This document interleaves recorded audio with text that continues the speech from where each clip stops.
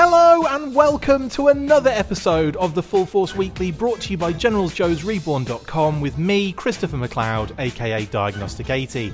For today's episode, I'm joined by the awesome Patrick NotPicard Stewart and Justin GeneralsJoes Bell. In this regular video series, we round up all the week's news in the world of G.I. Joe and other things. It's Full Force Weekly. I added more explosions manually. Guys, how are we doing? Doing good. Doing good. Good and great. That's a good start. Right, let's get stuck in to the news, shall we, lads? And starting off in Funko news.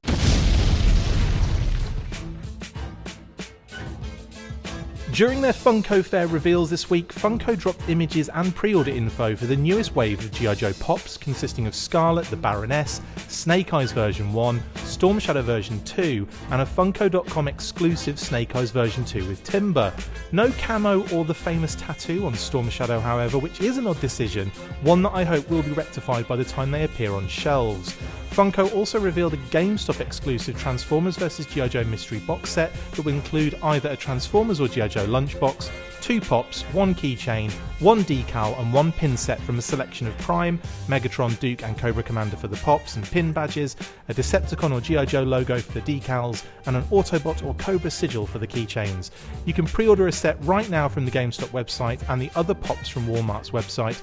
All links in the description below. Guys, what do we think of these? Starting with the decision to not include Stormy's camo and tattoo.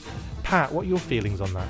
Well, it's not without precedent. I doubt that they're actually making any kind of intentional reference to Fun School Vehicle Pack in Storm Shadow. The deep cut, yeah. There actually was a... in the 25th line, they were going to release Storm Shadow version 2 without camo, and that ended up being changed kind of late in the game to a Ninja Viper. But I don't think that that's even what this is doing. I don't really understand why the camo is missing. I think I'm less annoyed by that than I am the tattoo being missing. It really just needs to be there. And I hope that isn't somehow tied up in maybe the reason why Red Ninja's Arashikage symbol changed to a Cobra logo. I don't think they're doing that, but I also wonder if maybe Hasbro is trying to make the Arashikage logo more of a Snake Eyes and good guy thing. I don't know. I was hoping to actually hear what your thoughts were on that. Yeah, I mean, it is odd. It's an odd omission, the camouflage and the tattoo. I know I've kind of heard you reference the fact that maybe they're doing some sort of exclusive that will have that stuff, and I'm leaning towards maybe that's what they're doing. It does seem like a strange omission, and I know, especially as far as the tattoo is concerned, I know that symbol plays a pretty large role in the Snake Eyes movie logo, so it's obviously still kind of in play, but you make a good point. Maybe they're trying to kind of save that for Snake Eyes and not introducing more confusion by having both, Storm Shadow and Snake Eyes sharing the tattoo. I don't know why it would be that confusing. I mean, if they, who knows, it might actually create some intrigue in the film, for people who aren't well versed in G.I. Joe lore, to see the good guy and the bad guy sharing a tattoo. They might be kind of wondering, just like we were back in the day after G.I. Joe number 21, kind of why do these guys have the same tattoo? That might be kind of a neat marketing twist. But yeah, it is a strange omission. I'm not, I don't really follow Pops, so I'm not sure kind of what their mentality is as far as that stuff goes. If this is something that they typically do, release one version that's not, that's missing something and then doing another as an exclusive. It would seem, pretty, I don't know. That's not a whole lot of paint apps avoiding that camouflage. So wouldn't think it's a cost cutting measure, but who knows? It's kind of interesting though, because it didn't really register to me that it was the version 2 Storm Shadow until you sent me the actual show notes. And I kind of really looked at the image and I saw the claw on his arm and the red sword. And I was like, oh, it is a version 2 Storm Shadow. I just kind of assumed it was another sort of iteration of a version 1. Without the camouflage, it really looks that way. So it's a strange move, but who knows what Funko's got rolling around in that big head of theirs. I think the camo pattern is even more iconic in terms of being left off than the tattoo. I think, fair enough if they're going along that route of, trying not to muddy the waters, I guess, with any confusion. I don't really get that either, because I mean, you know, the fan base that's attached to G.I. Joe knows all about that. And even in the kind of casual sense, I kind of feel like that story's been told so many times in different ways, but always pretty much with the same outcome, that it's kind of like knowing the Turtles' background. But then all those different iterations, they change the origin of the Teenage Mutant Ninja Turtles almost every single time. And slight differences, like either the rat is a real rat and it was mimicking its master's moves, like in the movie, or it was the master who was turned into a rat in the cartoon, or, you know, you've got all these different but there's slight differences that make a big deal and make a big difference between the different iterations. And I kind of feel like with Snake Eyes and Storm Shadow, it's always the same. It's like Arashikage clan. Storm Shadow is like, you know, he's the family connection, and Snake Eyes is the gaijin who comes in and then, you know, is really good and then takes, you know, and then but I kind of feel like that's already been told so many times that I wouldn't think that would be a confusing thing necessarily. Maybe for new view, I don't know. It's not even worth getting into, I don't think. Well, in retaliation, I mean, the roof of like the Blind Master's skyscraper or whatever even had the logo kind of patterned there. I mean, it was clearly very visible on both sides. Just a coincidence. Just a coincidence, mate. The Arashikage bought it, and they looked up and they went, "Oh, look, the skylights, perfect." Yeah. They didn't. That was a deleted scene. You obviously didn't see the deleted scene in that when they buy the building. No. I think for me, the missing camo is the biggest. It's the biggest mistake if that's what it's going to be, because for me that is one of the. It's the thing that like really gives that version that extra, you know, that push over the top of being like an update. You know, he's still effectively Storm Shadow with the white. It's still the same guy, just put his hood up. You know, there's a few differences. I'm not that ridiculous, but it's the fact that, you know, you feel like that first version, it could just be like, you know, do that and get some sleeves and you're sorted. So that camo raises it like another level for me. So I'm kind of a little bit upset that that's kind of cut out. And I'm a big digital camo fan. I love that aspect to G.I. Joe. That's the kind of the blocky Tetris camo anyway. Everybody else has got an Arashikage tattoo on their arm. You've got the digital camo. Is it like tattooed, or do you just like shave it into your chest hair or something all over your? Do you know what? That would be less painful. Maybe it depends how I did it. But yeah, it would. I might try that. I might shave the Storm Shadow's camouflage in my body hair. I'm doing that, and I'm posting a picture afterwards. Right, enough ridiculousness. I apologize to everybody for giving him that idea. That was a bad idea. Yeah, and you apologize to Kate as well, because she's going to have to take those pictures. The biggest apology. Yeah, apology. She's also probably going to have to cut those shapes into my body. She's probably going to. You're probably going to need her help on your back, you know, to do the stuff behind you. So I mean, she's already. I'm pretty sure she cut a dodgy image on my back the other day when she shaved it. Anyway, we're getting into way too much information here.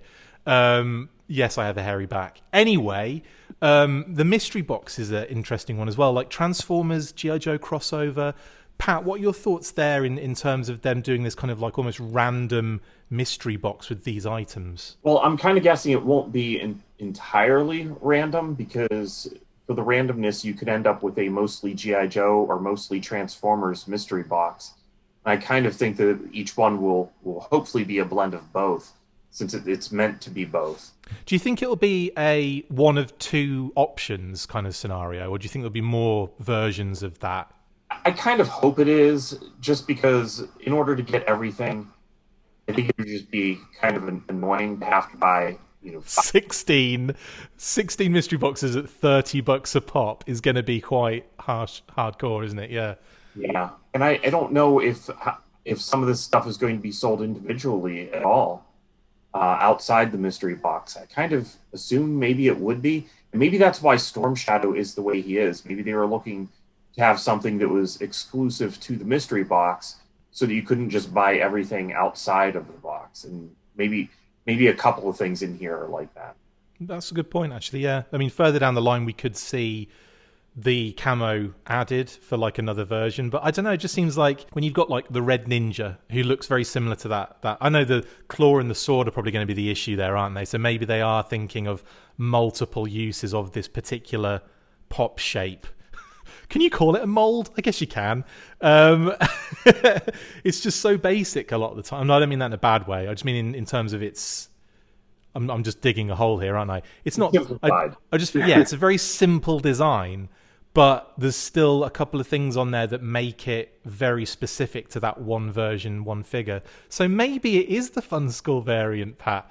Maybe that joke is actually exactly what we're dealing with here. We've worked it out. This is what we do on the show. The weekly always comes up with the detective work for everybody. But okay, well, are you interested in picking these up though? That's the question. First with Pat, are you interested in actually getting these mystery boxes? Not especially. Funko Pops are such a deep well to dive into, and I just, they're just not for me. Is what it mostly comes down to. I'm always happy to see people get into collecting something because of them, because that's happened a whole lot with people who haven't really collected action figures of any kind, and Funko puts out something that just speaks to them, so that's great. And these will go well with that. But there's a lot of stuff out there for me to buy right now, and I'm probably not going to pick these up personally. Yeah, it's gone from like nothing to so much it's hard to keep up with again, which I'm not sure which one I preferred, honestly.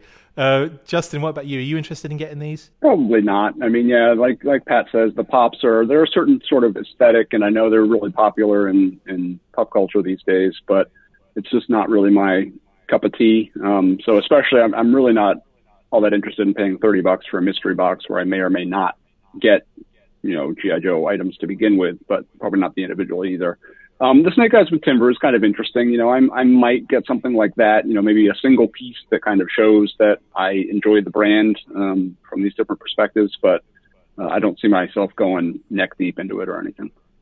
Okay, well, I'll tell you what you will be going neck deep in, because it's just that bloody big, and that's God. the next... Yes, the God, indeed. Next up on the in the news, we have... in ridiculously massive Transformers news,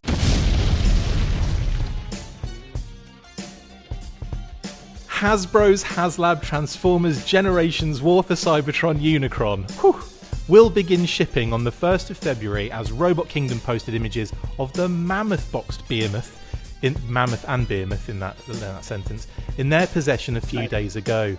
The Planet Eater will almost certainly take up the majority of display space in most houses, but I cannot wait to get this one in hand, I can tell you. Now, Pat and Justin, I know you guys are in for this, and starting with Justin this time, how excited are you to receive this giant toy? I'm thrilled. I'm going to. It's going to be a statue in my front yard, I think. I'm going to just stick it out. We have to cut down our front tree. Our front tree is dying, so we have to cut that down. I'm just going to replace it with Unicron and just kind of stand it out there and have it waving at people as they walk by. That'd be amazing. Like a flappy, inflatable Unicron man. Exactly. Yeah. I mean, this thing borders on the ridiculous. It's huge. Yeah. I think you have to admire anytime, they do something of this magnitude. The highlights of old school G.I. Joe toys has always been like the USS Flag and the Defiant and all those things that were just, you don't know how big they are until you actually have it in your toy room and you have to figure out where to display it. And I think this is going to be one of those things. And it's funny, I'm seeing that reaction pretty much everywhere across the board. I follow a lot of Transformers guys on Twitter and Facebook, and every single one of them is like, yay, Unicron, and oh, where am I going to put it? And it's really funny to see kind of the same reaction from everybody. And yeah, I don't know where it's going to go, but it's cool to see that it's actually coming, and I can't wait to see some images of people with it in their spaces and kind of the creative stuff they're doing with it. Yeah, who's going to repaint theirs in the in either animation exact colors or was it the Energon repaint, Pat, or the Cybertron repaint? I can't remember which one. Well, the Armada one got repainted in Energon. Yeah. Yeah, are you going to do that repaint? No, I don't think I have the space cash for that. Could you imagine breaking that up to prepare for it? Just being like, how does this go back together? Oh many my cans god. of spray paint you'd go through. Oh, enough. How have they managed this, Pat? Yeah, I don't know. I'm glad that they seem to have pulled this off. I'm excited to get Unicron in the mail, and I don't know if my neighbors will think that I got a new washing machine or.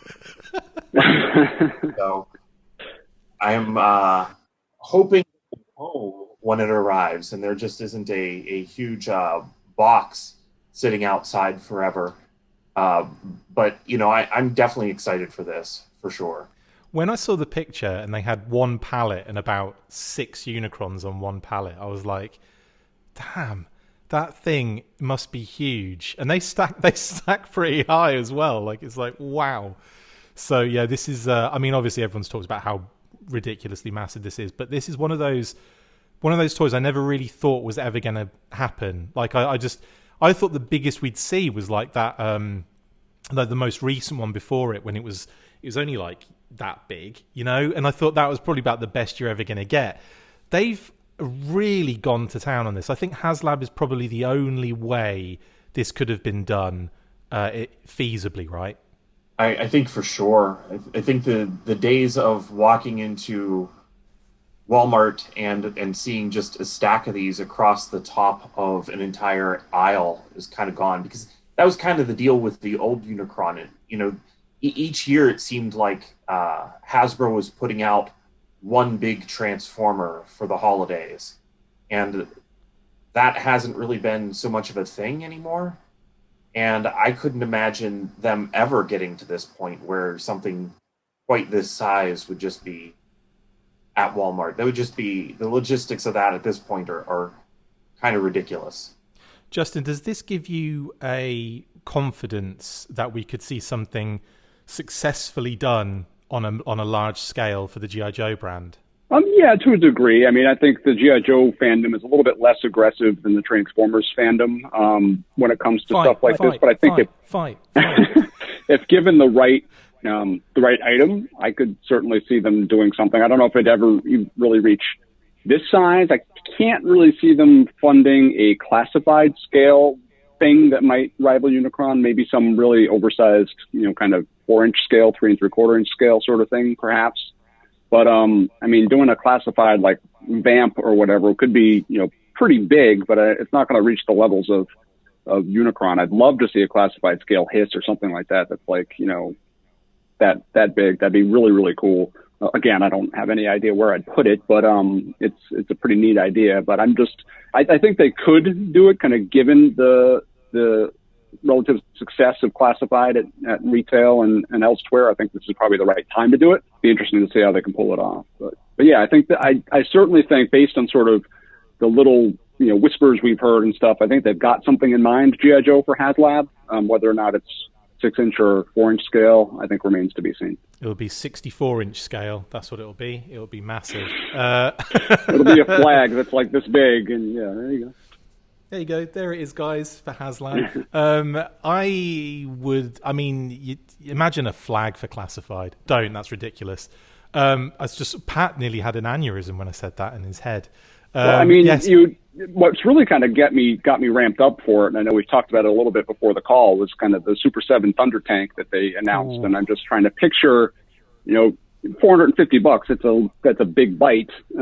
But if they did a Hiss that was that size and could fit like a person in the turret, like if they went deluxe with it, not necessarily a vintage reproduction, but like maybe a double seat in the cockpit and like a troop carrier in the back, and just made it like monstrous, I think that would be insane. Are you trying to get me erect right now because it's successful? I'm getting myself, man. I don't care about you. This show has gone from family friendly to I know what happened. Friendly. Now it's like shaving your back, and yeah, I don't know what's going on here. I'm sorry. I blame Pat. God. It's his fault. Yeah, Pat's the worst. He brings it out of us. Right. He's a bad influence. He's a Pat influence. Today's the first time I wish that I had more back hair. So everyone's going to want the Storm Shadow V2 cut from now on. Yeah. Right. I imagine there's plenty of back hair in the G.I. Joe community. In any case. Moving on and getting around this corner as quickly as I can. And speaking of getting around corners, ooh, nice. Yeah. In Nerf news,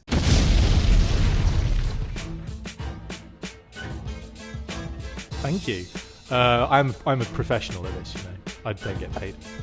It's game over, guys. They can shoot round corners now. Yep, the new rival curve shot Nerf blasters were revealed earlier in the week, and they can actually shoot in accurate curved trajectories by twisting the tip, just the tip, of the barrel in either direction.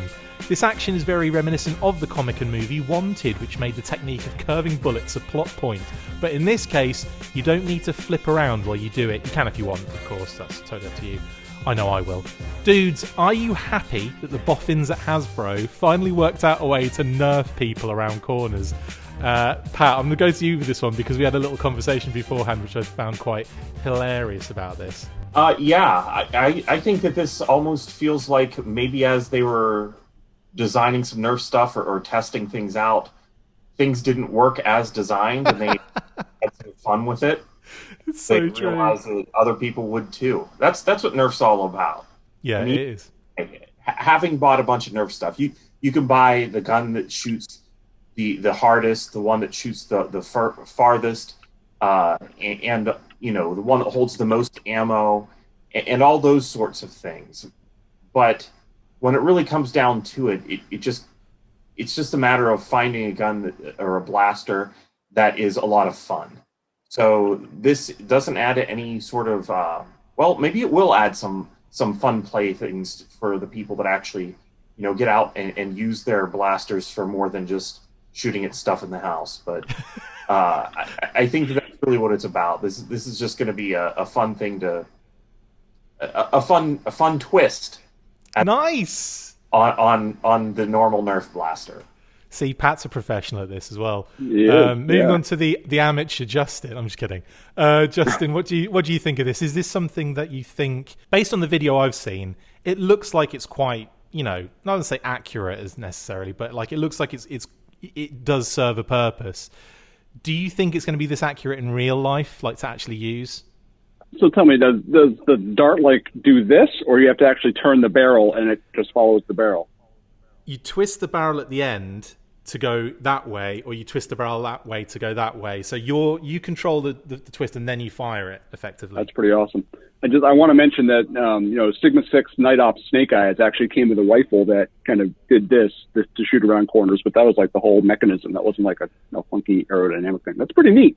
I like that idea. Is there a Nerf gun that does that? Because I know there's a real one that has that kind of split. I seem to remember around corners. Yeah, I don't know if it was Nerf, but I clearly remember at some point in whether it was my childhood or probably my adulthood, who knows? I played with toys for 45 years, but but there was some kind of projectile firing gun that actually had a hinged barrel that you did this and could fire, you know, around corners. I seem to remember that. And then of course there was the Snake Eyes figure I mentioned. But I remember the Super Soaker had that multi-directional end handle, didn't it? So that you could turn as well, then it would fire the jet of water in different directions. I remember the commercial for that because I saw that in the US when I was in the US as a kid, and we didn't have that in the UK at the time, and I was desperate to try and find one. Could I find one? Could I bugger? But no, it was I really wanted that, and I never ever had one. Still to this day. And now that you've reminded me, I'm going to be going on eBay later to find out if they exist in a. The beauties of the internet, you know. I mean, back when we were kids, you know, you're like, I went to every store, I couldn't find it. I guess I'm out of luck. Now it's like, right, eBay, and you know, 10 minutes later, it's shipping to your house. You know? 2 days, next day delivery. Yes. Well, I mean, I think this is really cute, and I'm quite excited to see them in action. So when this whole pandemic's over, we're going to have like a full force like get together with Nerf blasters in some sort of arena. How fun would that be? That would be amazing. We'd have to all wear like GoPros on our head or something and do live stream sort of Nerf gun fight. That'd be incredible. We could really like high tech it up to have like all the scores, who we hit, who hit us, and then we can have. Yeah, that'd be amazing. In any case, that's Nerf, and you've just heard the plans for the full force Nerf off as soon as the pandemic gets sorted out, which I don't know, it might happen. Moving on then, and this is kind of a mixture of both nostalgic fun and bitter disappointment of the current times. In Toys R Us news,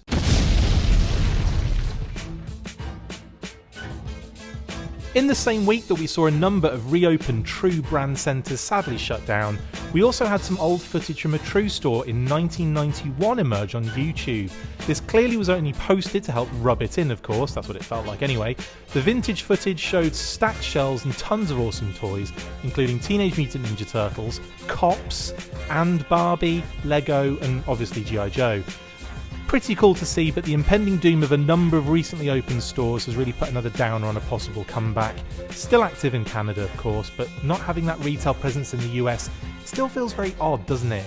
Starting with you, Justin, on this one. I mean, is it still Is it still feel like a do you still feel there's a hole in where that has not been filled yet? Easy. I do. I mean, it's not quite as painful now because, I mean, who goes to stores these days anyway? But I mean, it certainly is. You know, I have two young children, and the eldest one is 15 now and couldn't really care less. But the youngest, anytime we went to Toys R Us, it was like Mecca. You know, it was the highlight of the trip. Even if she didn't buy anything, just kind of walking and being surrounded by those toys. And really, I mean, for me, Toys R Us is a very kind of special place for me because I live in a pretty rural area, and I did when I was a kid too. I didn't have a local Toys R Us. I didn't visit a Toys R Us until I was 11 years old. And I still remember kind of, you know, walking into that building, having never been in a dedicated toy store in my life, and just looking and just, you know, floor to ceiling, just toys everywhere. And I just remember just walking in almost a daze, just, you know, disbelief at what I was surrounded by. And the fact that, you know, kids these days don't really have that appreciation. Of course, Toys R Us was a completely different place when they ended up closing down, so you don't necessarily get that same feeling anyway. Yeah, I remember taking my youngest daughter to her first Toys R Us, and just it's an experience, you know. It's just that sort of, you know, destination that you go to that has, you know, everywhere you look you see toys, and it's just, you don't get that anywhere else. And I think there is really a gap at retail with a lack of that, you know, available. And regardless of, you know, their prices were too high. I mean, I used to see so many people kind of complaining about Toys R Us. Now their prices are crap. You know, they don't have a good selection. You know, it's useless. And I keep on thinking to my experiences as a younger kid and my daughter's experiences as children, just walking into this place and you know, it's just like, yeah, you know, maybe their action figures are $2 more than Walmart's, or maybe they don't have, you know, quite the same selection. Maybe you can't stop while you're buying a gallon of milk. But there was just something about going to a Toys R Us that is, it's a feeling that I don't think is going to be replicated again for future generations, which is unfortunate. But I think that's just the reality. And it was just, you know, every memory I have of shopping kind of includes a Toys R Us. You know, I used to go to the New York Toy Fair, and I'd always make sure to stop by that flagship Toys R Us store on Times Square and just walk around it and be amazed. And this is when I was like in my 30s. So, you know, it still had that effect on me. So it's just, it really is too bad because it was such an important part of my life. And, you know, I used to count down the days to my birthday because that was sort of, starting at 11 years old, it was sort of, okay, your birthday, you get to go to Toys R Us. And it was like an hour away. And so we would make a big event of it. So that was sort of the highlight of my birthday, was my trip to Toys R Us. And just, again, the fact that, you know, children won't necessarily get to have that experience is kind of disappointing. But I mean, that is the way retail goes these days. But hopefully, maybe at some point, you know, they can find a way to sort of replicate that feeling in one way or another. We'll see. Yeah, and speaking on the footage that kind of popped out as well, Pat, I mean, what were your thoughts when you saw that for the first time? Well, I wasn't sure who was taking the footage, so that was what I kind of had a question about, because, you know, I was just given the link and looking at it, and usually back then, it was a weird thing to have a camera inside a retail store, and so I was wondering, you know, why the person wasn't being asked to shut the camera off, because for security purposes, a lot of times that's what they would do. I mean, for a high school project, I actually asked to shoot in a Toys R Us, and I was told no for that very reason. But scumbags. Footage went on. They were kind of focusing on some of the ladies more than they were the toys, and I was like, is this, you know, what's going on with this video? And I realized, oh, this is for the local news, because they eventually show the cashiers checking out the toys and the items.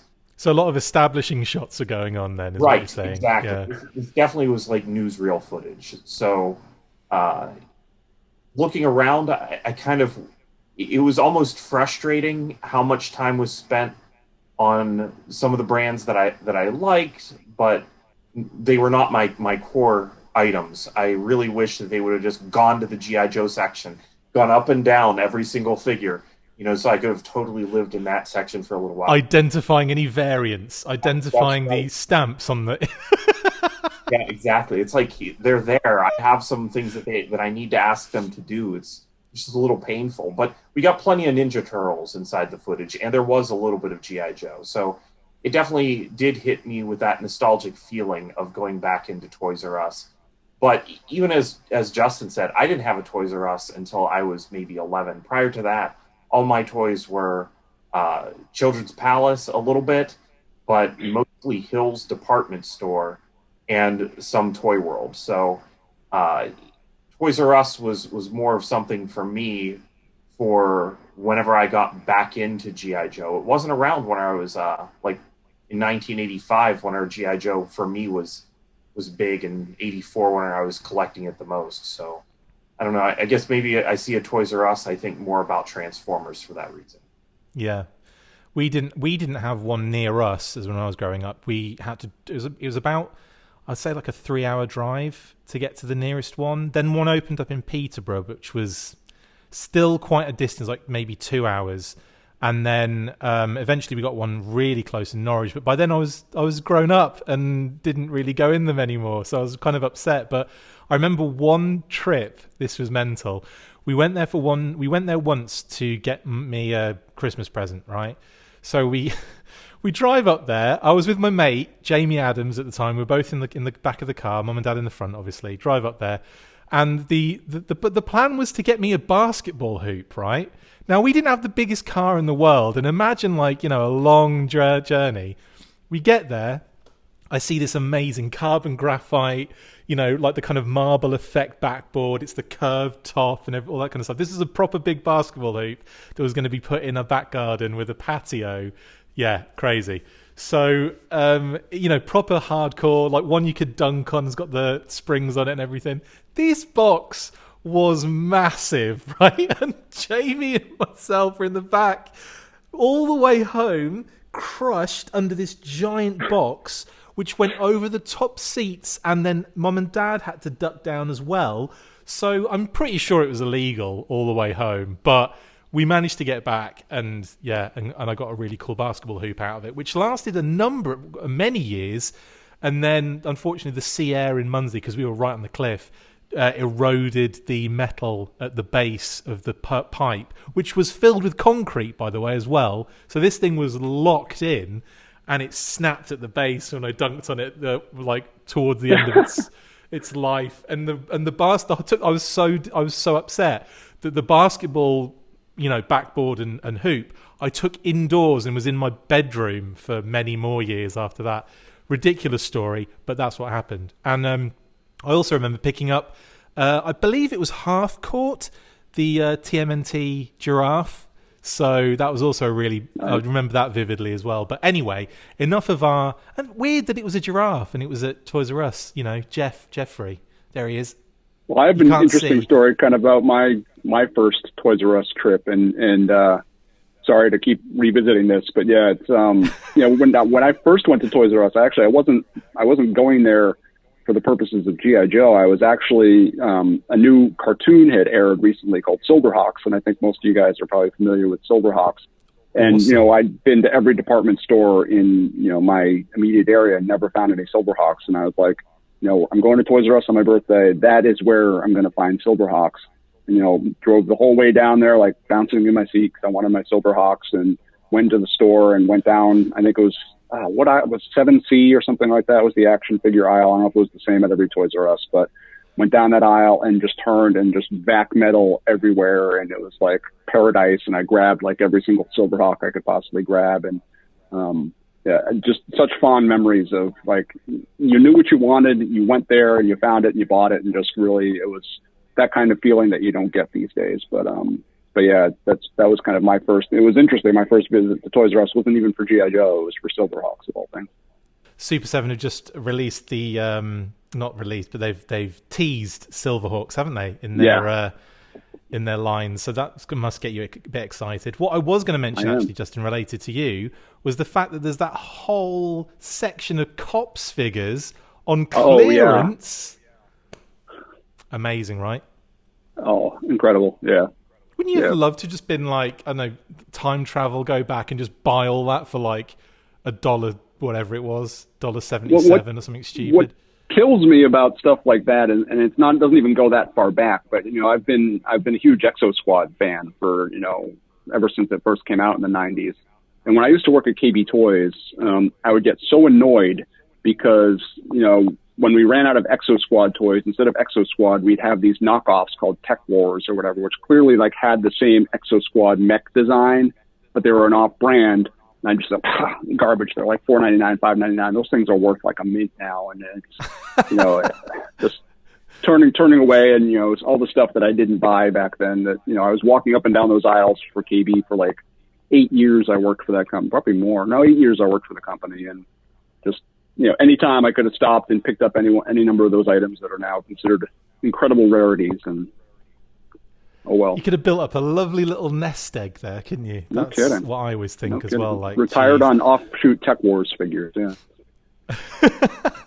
When I think of the product that went through our household, when I think of the Star Wars figures that went through it, and the Thundercats, which is like the LGN Thundercats or Rainbow Toys, whatever, when that was flowing through, and now how expensive they are. The Thundercats sword I saw went for over $1,000 now, boxed. The one in that kind of exposed box. It's only little, but it's got the light and everything. I had that as a kid and loved that toy. That's now over $1,000. I think like a boxed Lion-O is close to that as well, if not the same. It's crazy. Anyway, let's not get into that. That's another discussion entirely. That is the Toys R Us news. It's obviously sad that those true brand stores are closing, but in this climate at the moment, it just was not good timing, was it, at all? And what can you say? Like, I don't think it stood a great chance with just the true brand stuff. But I think given time, and more, actually building again, I think we could have seen it back again. But unfortunately, the bloody vultures have destroyed that company, which is such a shame. In any case, thankfully we have Creeper video to watch for the nostalgia hits afterwards. And anyway, let's take a look in global merchandising news next.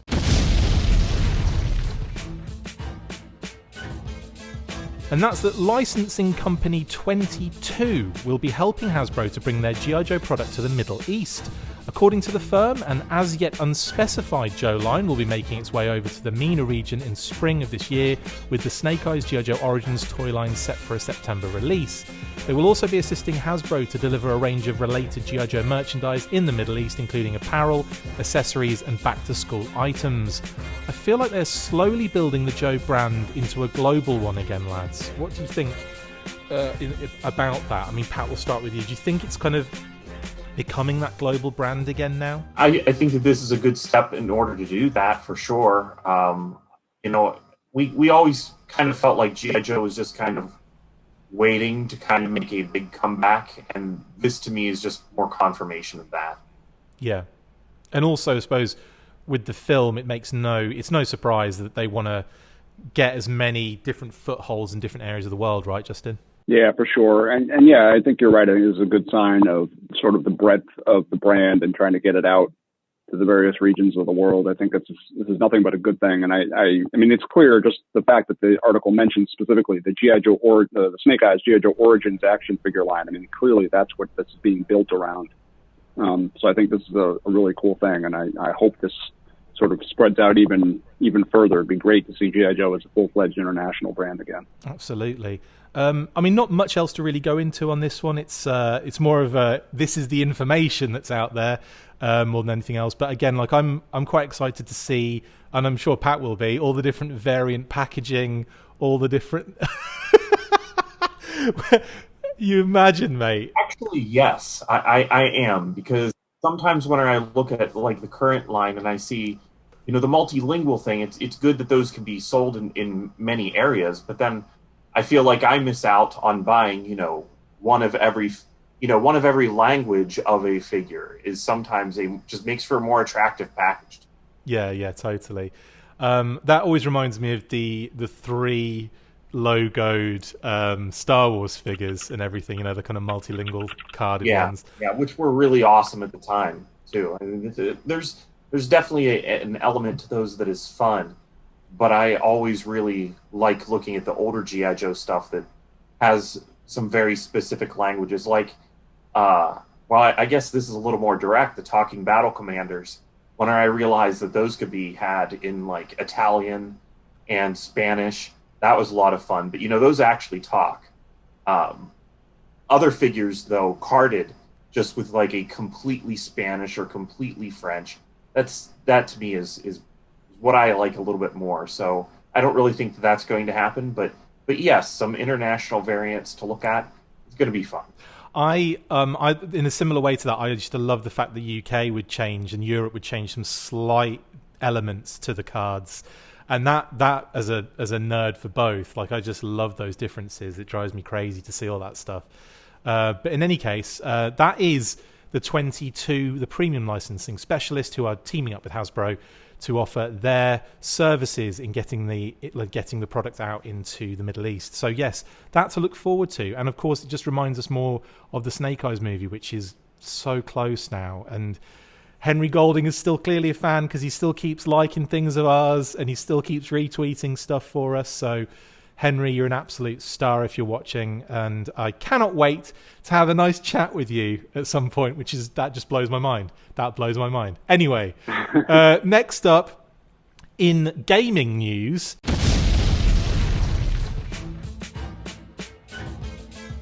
Yes, Donald Mustard, CCO for Epic Games, the company behind Fortnite, has once again won the award for Best Name and teased a second G.I. Joe hint, this time on his Twitter page. The chief creative officer posted an image of himself reading the famous Marvel G.I. Joe Silent issue 21, whilst revealing a small Arashikage tattoo on his inner left forearm. See, he didn't mind Funko showing off his forearm tattoo, so you add it to Storm Shadow. Not only that, but the official G.I. Joe Twitter page also replied with some chin-scratching emojis, which helped fuel the fire. Mr. Mustard had originally teased the Joe crossover in a Zoom interview where he strategically placed a classified Snake Eyes figure in the background of his camera shot. And, in addition to this, the Fortnite Twitter account posted a very revealing transmission just a few hours ago, when we recorded this episode on Friday, which had Agent Jones describing a new addition to the game where he dropped multiple hints regarding G.I. Joe, including the famous tagline, "Knowing is half the battle, yawn." Donald Mustard added to the post by saying that this one hits fast, hard, and silent. Quite sexy.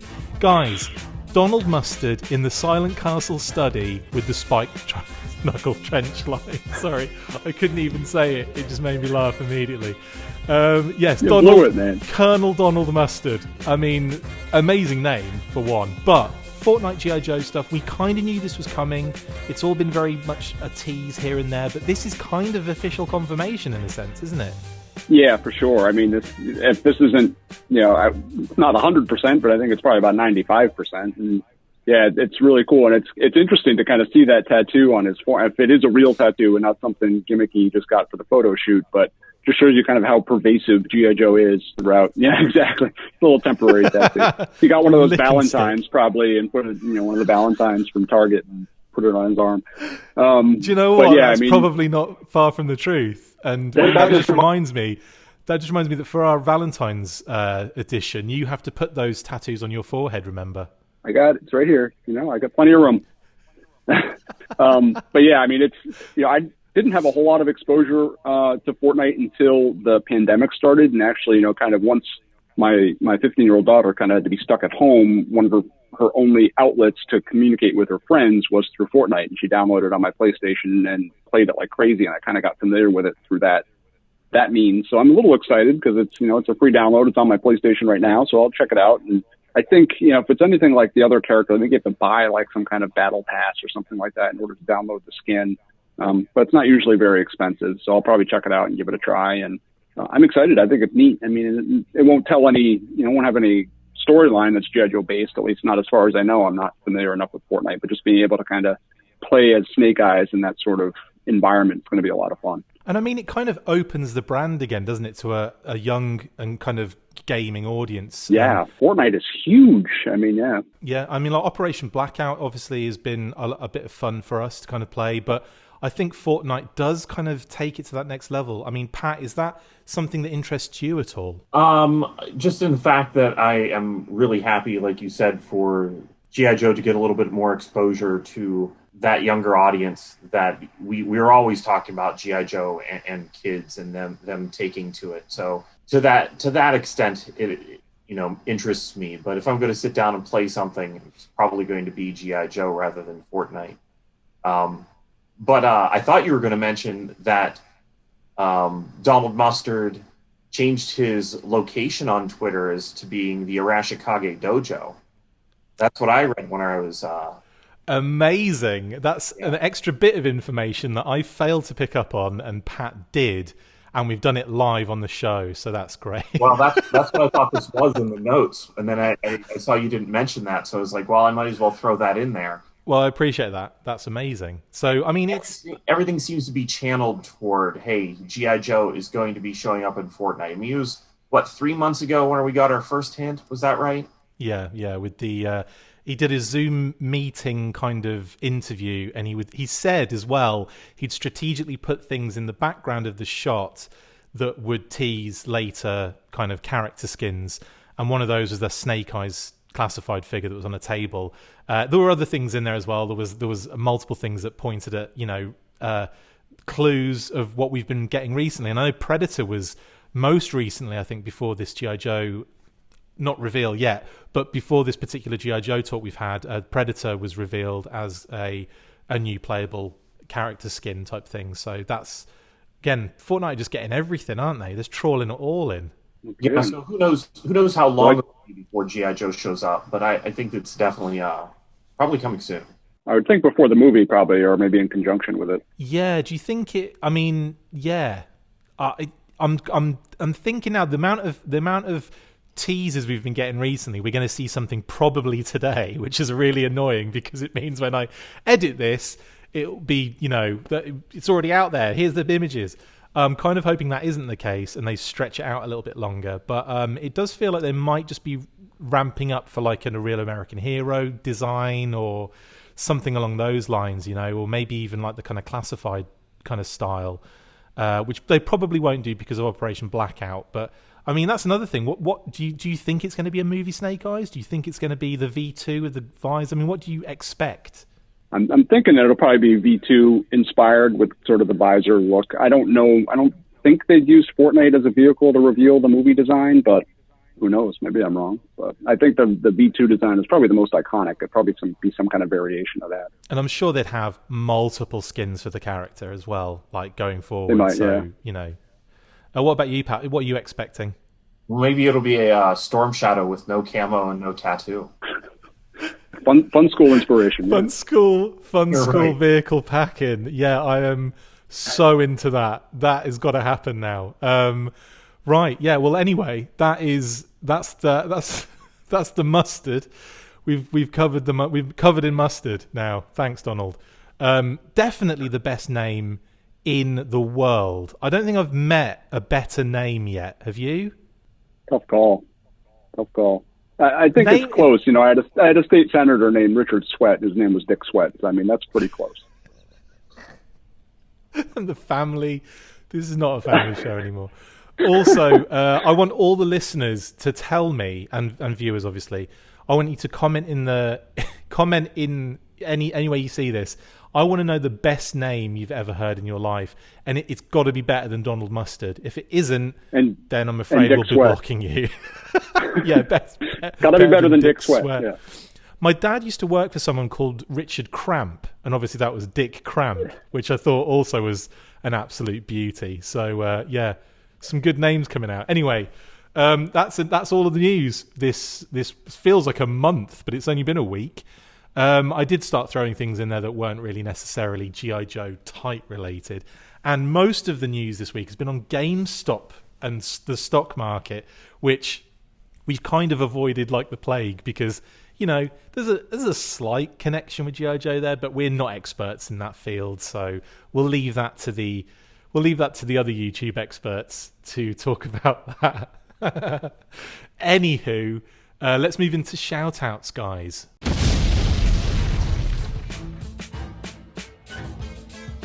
Right.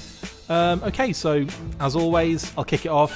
Big shout out to my wonderful wife Kate and all the family, and to Brian Sauer, who continues to create some amazing graphics for us. Thank you very much, Brian. A couple of other personal shout outs I want to throw out here.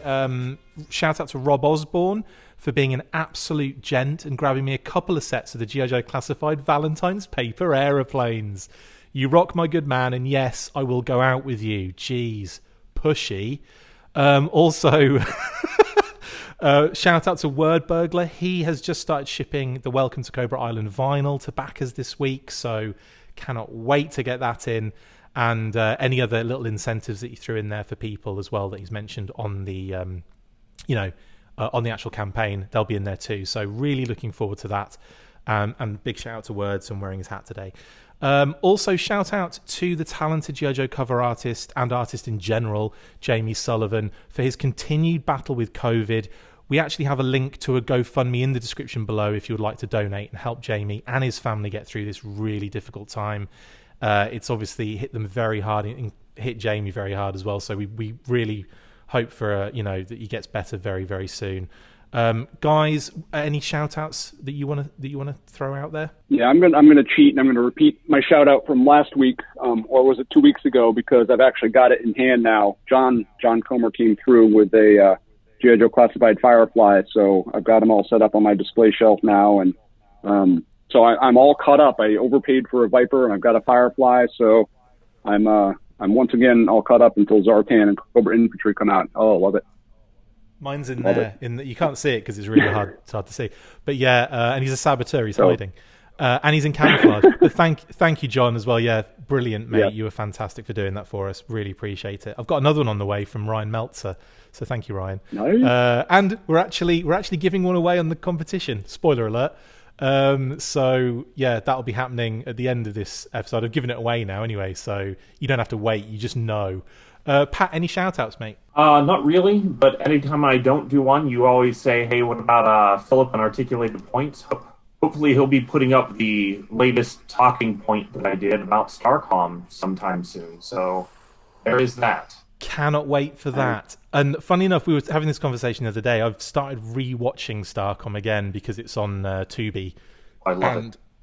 What a cartoon. And I mean, I've seen it multiple times now, but it's just... It just doesn't age.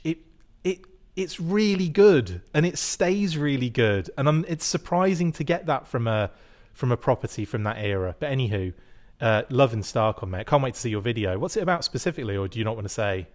I got in a new Coleco catalog, so I decided to take a look. There's not a ton of new information in here, but a couple of things. And then I thought that I would also cover some of the unproduced characters that didn't come out in the various places that we've seen them. Fantastic. So you don't have to watch it now, guys. You've just seen the entire episode in the shout-out section. No, it'll be brilliant. I can't wait now to watch that. And in fact, if it comes out while I'm editing, I'll stop what I'm doing and watch it. That's how much I love Articulated Points. Thank you. I don't. I hate it. I'm kidding. I love it. In any case, I'll also, one more shout out, that is to all of our patrons, all of our listeners and viewers. We truly appreciate all of the support. We've been getting so many awesome messages and cool interaction and comments and stuff. So it's really nice to continue to have that from you guys. And obviously the patrons, I've been dishing out some pretty awesome intel recently, and they've been loving it and lapping it up. So yeah, we'll keep that going, as long as news happens. Justin's just flying around his house. What's he found? Well, yeah, because I got a box from Target. One of the only things I've ever been able to buy, like, on Target.com. One of the only Teenage Mutant Ninja Turtle toys. So you're giving a shout out to Target in the shout outs. Yeah, shout out to Target for a change. Yeah, they're not the devil in this case. You know, they didn't get me a Viper and Firefly, but I got my Splinter and Baxter Stockman at least. That's amazing. And again, those NECA and Super 7 who have got the TMNT license at the moment, they are just smashing it out the park. Amazing with the figures, aren't they? Honestly, yeah. Animated film, like I say, animated, like multiple different animation iterations. You know, movies, they are just absolutely killing it. Comics as well. Damn, they're doing it all. It's great. In any case, guys, thank you for joining me for this rather long version of the weekly. This is going to kill me. This is going to take me to about 3 a.m. So thanks. I'm kidding. It's great. It's all great content. I just always have so much work to do. Why do I do this to myself? In any case, guys, thank you so much for joining me. I really appreciate it. Thank you, Pat. Thank you.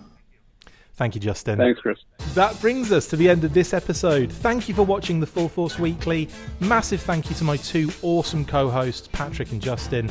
See you next time, and as always, after 3, 1, 2, 3, Full Force! Perfect. It was all over the place, but it's great. It's better when it's worse, when we're not in sync. There you go. I was going to say back hair, but I decided not to do that.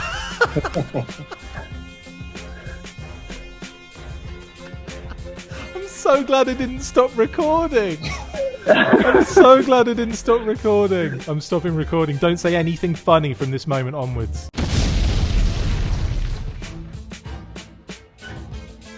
Competition time! On this week's show, we are giving away a Target exclusive Special Missions Cobra Island Firefly, courtesy of In Demand Toys. All you have to do is comment on this video wherever you see it with your favourite toy version of Firefly. We'll announce the winner on next week's show, so good luck, and as always, full force.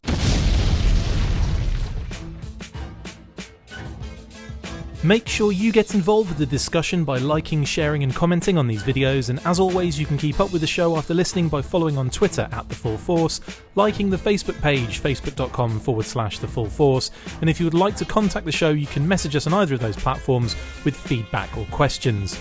We have also started a Patreon page, so if you want to see your name up in lights on these videos or enjoy exclusive bonus content, then check out patreon.com/TheFullForce podcast or click the link on any of the posts this podcast appears in.